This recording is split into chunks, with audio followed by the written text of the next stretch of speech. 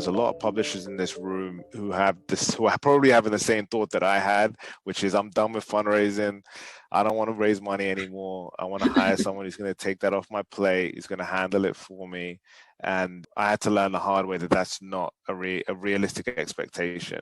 So when do you know that you're ready to hire a development director as a small and growing organization?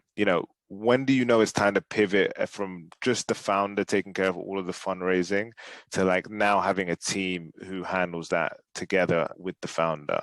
And I think, Julia, it sounded like your expertise probably fitted for this question. When is an organization ready to hire a development director? I think in my experience, it's been when you have a couple of wins under your belt, not necessarily when you're desperate to raise money. Because a lot of times, in my experience, what happens is people bring me in thinking that I will come in and actually do the fundraising for you. When in fact, what a development professional or consultant should be able to do is help you get organized, look at your contacts, look at your universes of who you know, maybe who you haven't been in touch with and you're embarrassed to reach back out to them, but we'll get you organized to help you do that. So I think it's really a point at which you've got a win or two, you've maybe gotten a grant and you want to use that as leverage to keep going, and maybe you've got some additional contacts that you just haven't figured out how to even approach, and you need another thought partner in the room to kind of help you get organized to do that and lay that out for you. Incredible. Does anyone else want to add anything to that? Yes, I'd like to chime in, Mazin, and just kind of echo what Julia is saying. That first of all, the development director is not the person who is 100% in charge of bringing in money for the organization.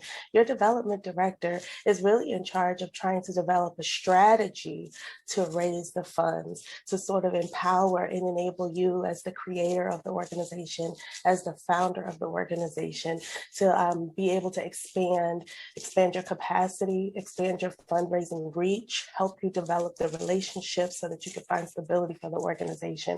So I want to be careful if we have some people in the audience who may think, as you said, Mazin, or alluded to, that, hey, I could hire somebody and it's going to be their, quote, responsibility to bring in all of this cash and bring in all of this money, because it's not 100% on them. Their job is to, again, help you market the organization and help to serve as a bridge between you and the different ways of attracting funding.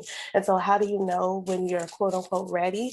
Well, one, I would say, coming from the funding perspective and the funding community, you're ready when you have enough money to hire a person and attract them to even come into the organization, right? So starting off with a very modest budget and attempting to even hire someone and say, hey, come over to my organization and you raise this money so that we can become stable is less attractive than, as Julia said, hey, I've already got this Mackenzie Scott money.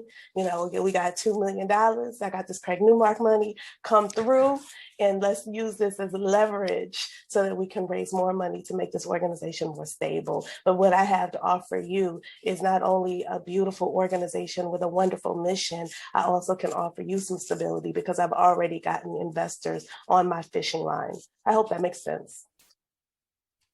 That makes a lot of sense. And everyone's trying to get that Mackenzie Scott money currently. But yeah, that makes a lot of sense. And we had to learn that the hard way, that it's really about having the organization set up so that the person can come and exceed and setting the right expectations.